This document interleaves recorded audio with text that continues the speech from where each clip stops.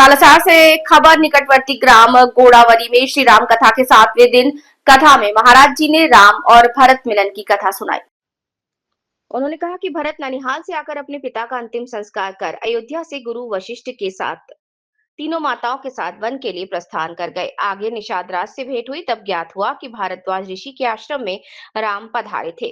ऐसा जानकर भरत ने मुनि को प्रणाम कर प्रभु श्री राम का कुशल क्षेम पूछा। तब पता चला कि प्रभु चित्रकूट में कुटी बनाकर निवास कर रहे हैं। तब भरत की यात्रा चित्रकूट के लिए प्रस्थान हुई।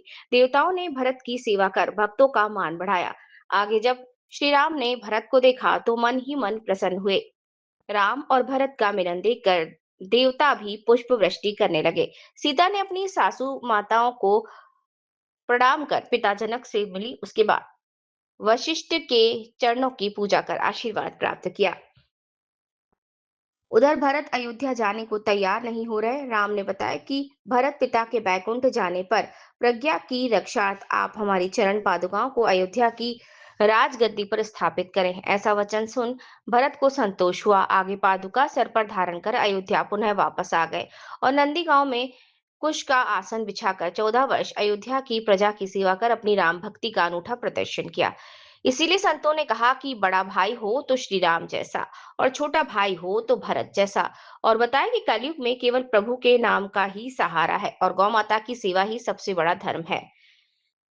कथा के दौरान पधारे संत महात्मा राजूदास जी महाराज, देवास कथा में पधारे हुए मानस प्रेमी लक्ष्मी नारायण जी पुजारी, राजेश जी डूकिया, रामलाल जी बंशीधर जी, कथा के यजमान चिरंजी लाल जी स्वामी उपस्थित रहे। इस अवसर पर आज रात्रि को फतेहपुर शेखावाटी के चंग मंडली द्वारा चंग नृत्य का आयोजन किया गया, जिसमें ग्रामीण जन और आसपास के क्षेत्र के सैकड़ों लोगों ने प्रोग्राम का लुत्फ उठाया। रिपोर्ट राम अवतार प्रजापत, वंदे भारत न्यूज, तहसील रिपोर्टर।